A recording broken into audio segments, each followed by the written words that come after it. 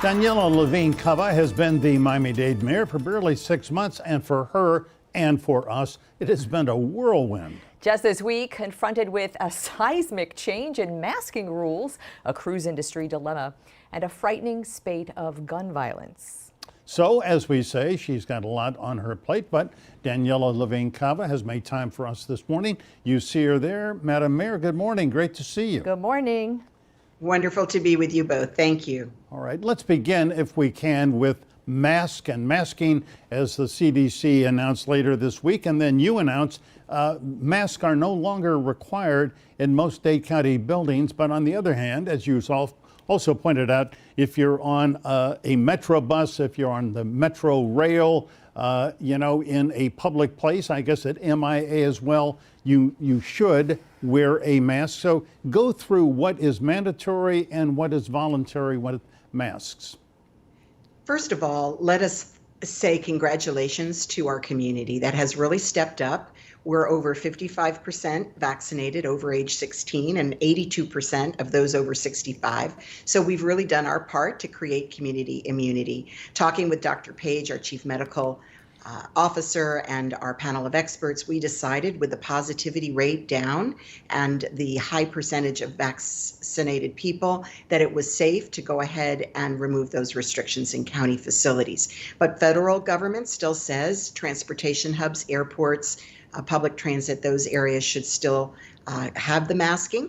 And we also want to recommend that people feel that we don't know who is vaccinated and who is not, and the guidelines are for those unvaccinated people to remove their masks. So it's just a matter of courtesy.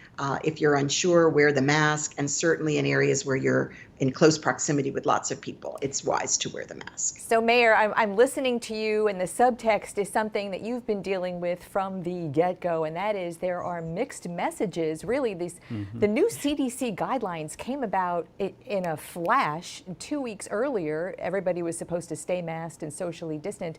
You've been dealing with mixed messaging because at the state level, the governor had taken away all mask mandates and the consequences that the local governments tried to. So what is still in mixed messaging?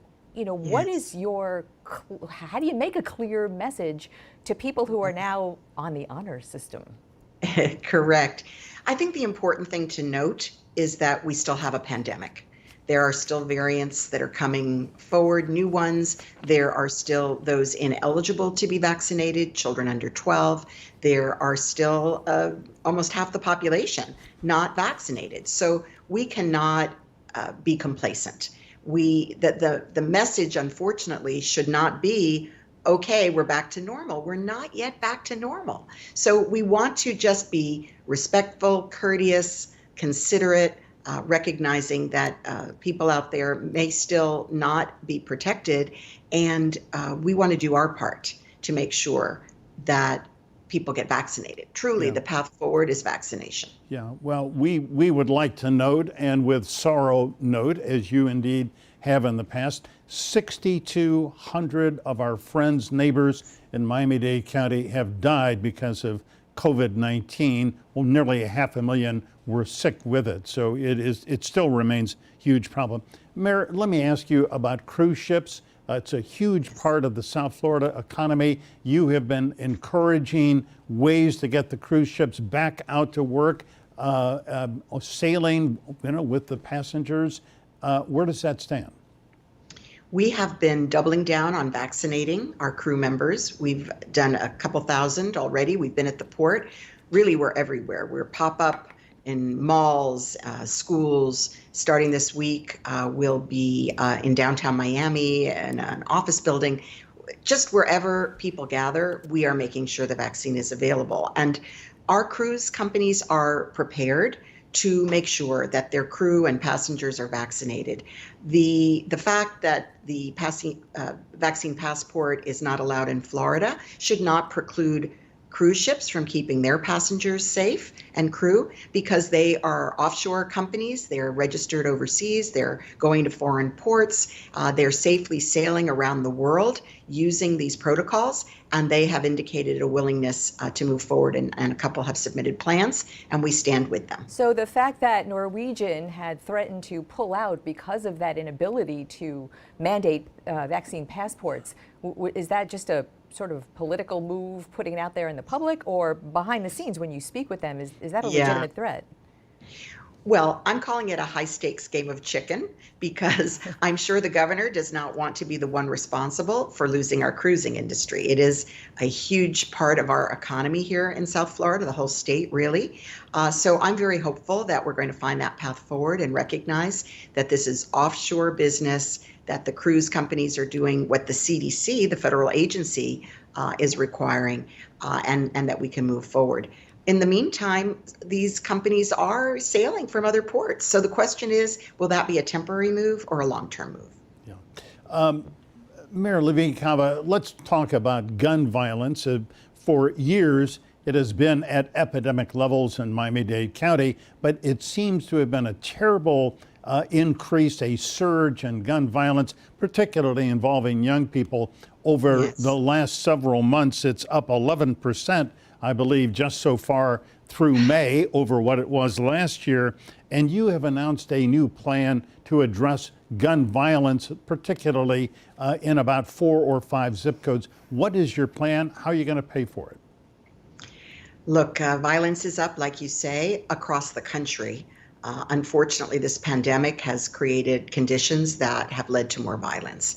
And we can't tolerate it. We must work together on the prevention side, as well as finding those who are perpetrating the violence. So I come from a social work background. You know, I'm a public interest lawyer and social worker, and I've spent a lifetime trying to make sure that children had opportunities for a better life. And so fortunately, with the FTX naming of the arena comes $90 million over 19 years. And with the leadership of the commission, Commissioner Hardiman was the original architect of moving forward with an anti-violence and anti-poverty program. We've put together the Peace and Prosperity Plan.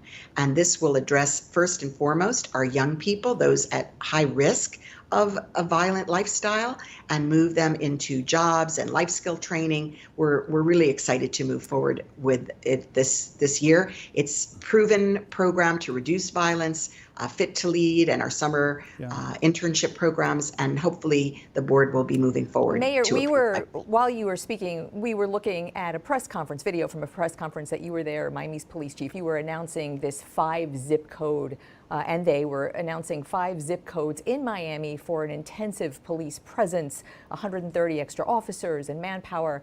And briefly, that's been done.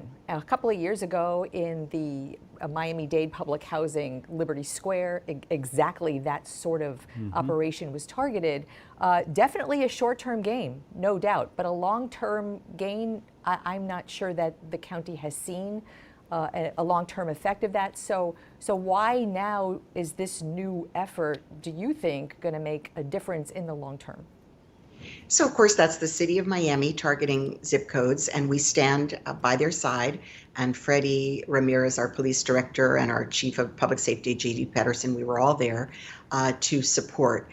And what we're adding with the peace and prosperity component is the prevention component, because people need to identify those that they know are perpetrating this violence. And we know some are reluctant. So we have to really be in the neighborhoods. We need more community policing. We need to establish better communication and trust with law enforcement. As well, we do need to have options and alternatives. Yeah, Mayor, excuse me, in the minute or so we have left, I just have to say, here you've got $10 million from the FTX people who are, going to be the arena, the new arena name.